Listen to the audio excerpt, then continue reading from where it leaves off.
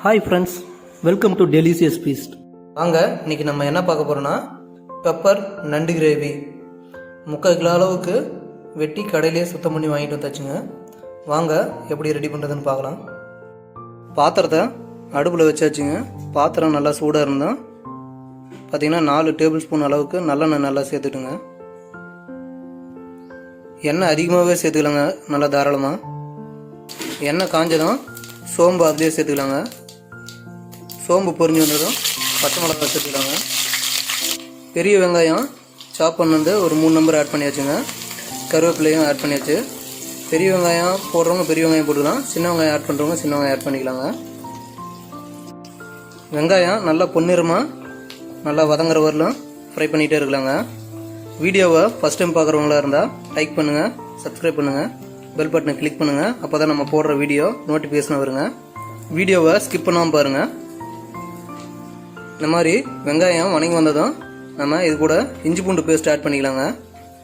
எப்போவும் இஞ்சி விட பூண்டு அதிகமாக இருக்கிற அளவுக்கு எடுத்துக்கலாங்க. நாங்கள் 3 கட்டி பூண்டு எடுத்துக்கிட்டோம். இஞ்சி பூண்டு பேஸ்ட்டோட பச்சை வாசம் போகிற அளவுக்கு நல்லா வதக்கி விடலாங்க. இதோட நம்ம தக்காளி 3 தக்காளி அரைச்சி இந்த மாதிரி விழுதாக எடுத்து வச்சுருக்குறோங்க. இப்போ தக்காளி விற்கிற விலைக்கு இதுவே அதிகமாங்க. இன்னும் தக்காளி வேணால் இன்னும் அதிகமாக கூட ஆட் பண்ணிக்கலாங்க. தக்காளியோட பச்சை வாசம் போகிற அளவுக்கு நல்லா வதக்கி விடலாங்க.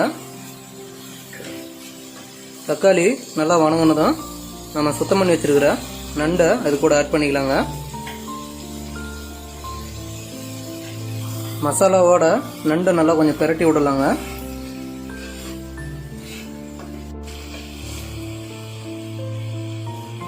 இதோட சிறிதளவு கல்லுப்பு ஆட் பண்ணிக்கலாங்க. இதோட மஞ்சள் தூள் சிறிதளவு ஆட் பண்ணிக்கலாங்க. தக்காளி அரைச்ச இந்த மிக்ஸி ஜார் மூலியே சிறிதளவு தண்ணி சேர்த்துக்கலாங்க. கொஞ்சமாக போதுங்க, தண்ணி அதிகம் ஆட் பண்ண தேவையில்ல.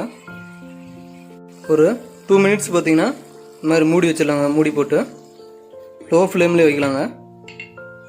பாருங்கள், கொஞ்சம் நல்லா குக் ஆயிடுச்சு. இந்த ஸ்டேஜில் பெப்பர் தூள் ஆட் பண்ணிக்கலாங்க. மிளகை இப்படி நல்லா ஃப்ரெஷ்ஷாக உடனே அரைச்சி சேர்த்தனா தாங்க நல்லாயிருக்கும். இந்த ஸ்டேஜில் போட்டால் தான் பார்த்திங்கன்னா நல்லா நண்டோட பெப்பர் நல்லா கலந்து நல்லா இருக்குங்க. நம்ம இப்போ எடுத்துகிட்ட மிளகுல பார்த்திங்கன்னா பாதி அளவுக்கு இப்போ சேர்த்தாச்சுங்க. அவங்கவுங்க காரத்துக்கு தகுந்தாப்புல மிளகு சேர்த்துக்கோங்க. மீதி பின்னாடி கொஞ்சம் சேர்த்துக்கலாங்க. பெப்பர் பார்த்திங்கன்னா நல்லா நண்டோட மிக்ஸ் ஆகிற அளவுக்கு நல்லா கொஞ்சம் கிளறி விட்டுக்கலாங்க. லோ ஃப்ளேம்லேயே ஒரு 2 மினிட்ஸு மூடி வச்சிடலாங்க. இதோட பார்த்திங்கன்னா நம்ம ஒரு அரை மூடி அளவுக்கு தேங்காய் எடுத்து இந்த மாதிரி பேஸ்ட்டு அரைச்சி எடுத்து வச்சுங்க. இது அரைக்கும் பொழுது பார்த்திங்கன்னா சோம்பு போட்டுக்கோங்க. அப்போ தான் அந்த நண்டினுடைய ஸ்மெல்லு கொஞ்சம் வராமல் இருக்கும். கிரேவி எந்த அளவுக்கு தேவையோ அந்தளவுக்கு தண்ணி கொஞ்சம் ஆட் பண்ணிக்கலாங்க.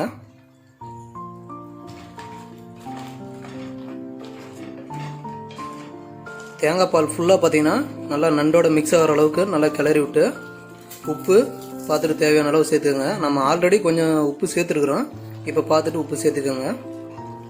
இதோட நம்ம அரைச்சி வச்சுருக்கிற பெப்பரில் மீதி இருக்கிறது ஃபுல்லாகவே சேர்த்துக்கலாங்க.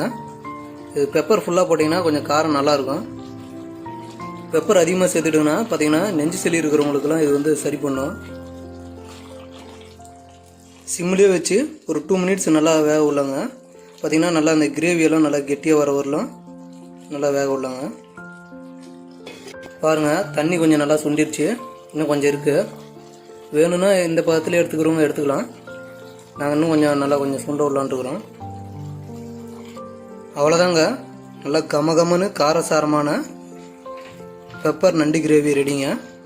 இதை சாதம் சப்பாத்தியோடு வச்சு சாப்பிட்டா அருமையாக இருங்க. ஃபைனலாக கொத்தமல்லி தலையை ஆட் பண்ணி சூடாக பரிமாறலாங்க. மறக்காமல் இந்த மாதிரி செஞ்சு பாருங்கள் ஃப்ரெண்ட்ஸ். அட்டகாசமான டேஸ்ட்டில் வந்திருக்கு. Thank you friends. நெக்ஸ்ட் வீடியோவில் சந்திக்கலாங்க.